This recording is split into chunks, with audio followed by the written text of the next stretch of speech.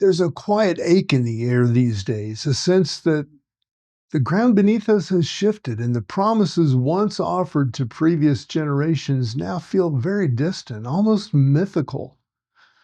For many, especially those in their teens, 20s, 30s, and even their 40s, there's a need to redefine not just how we communicate, but how we identify, how we heal, and how we find meaning in a world that no longer rewards the old scripts.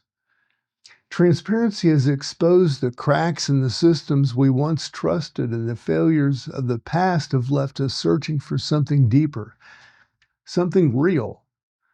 I'm Mark Roach, and this is Transcendent. Today we look at the wisdom of ritual, community, and symbolic connection as a way forward for those rebuilding themselves in uncertain times.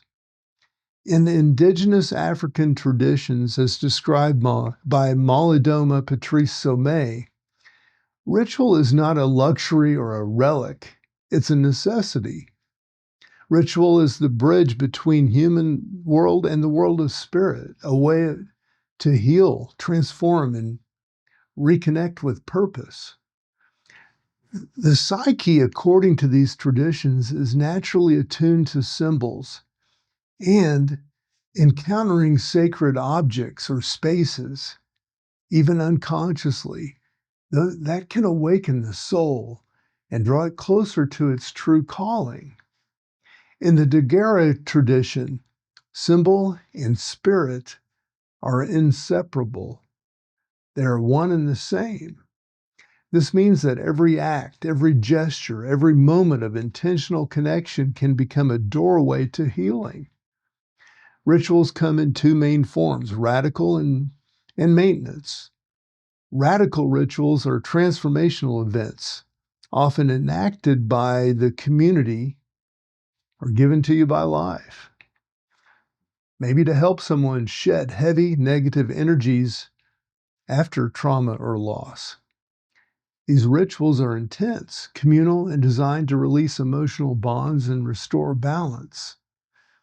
And then there's maintenance rituals. On the other hand, these are gentle, regular practices of gratitude and connection, like self-care for the soul.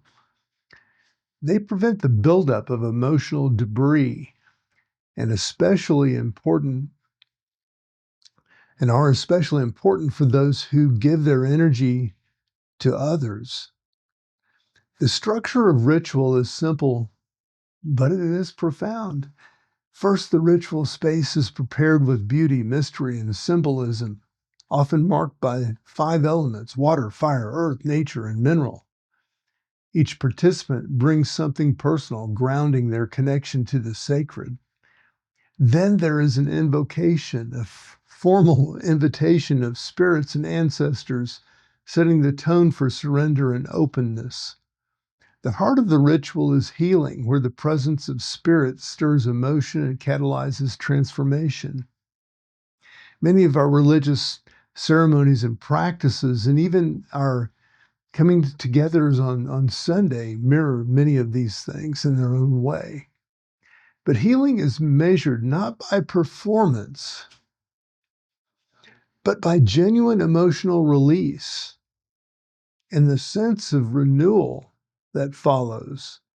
And it's not an intellectual process. It's much deeper than that when you allow it. Finally, the ritual closes with gratitude and a gentle release, ensuring harmony for all. But community is central to this process. Healing is most effective when a group's energy is focused on supporting the individual, maybe through singing or dancing or shared prayer.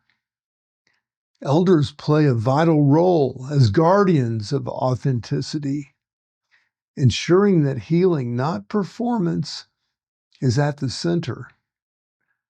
Storytelling is also a ritual, a way to reconnect with purpose by awakening memories and wisdom embedded in our bodies and stones and, and in the world around us and in our personal experiences. Stories are symbolic blueprints, helping everyone, each listener, and often the storyteller, find their place and identity within the narrative. Initiation, formal or informal, is presented as a universal experience. Troubles and adversities are not just obstacles, they're initiatory passages, doorways, gateways that propel us toward our essential gifts and toward our purpose. Ritual, especially within community, is vital for navigating these transitions and in discovering our unique role in service to others. For those of us that are rebuilding themselves today, the lessons are clear. Healing is not a solitary journey. It requires intention, community, and courage to surrender to something greater than the self.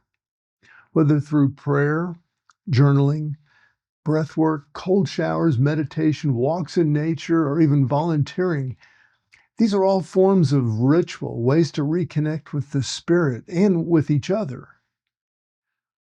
They require discipline and energy and time, but they do offer a path to wholeness and remembrance of life purpose.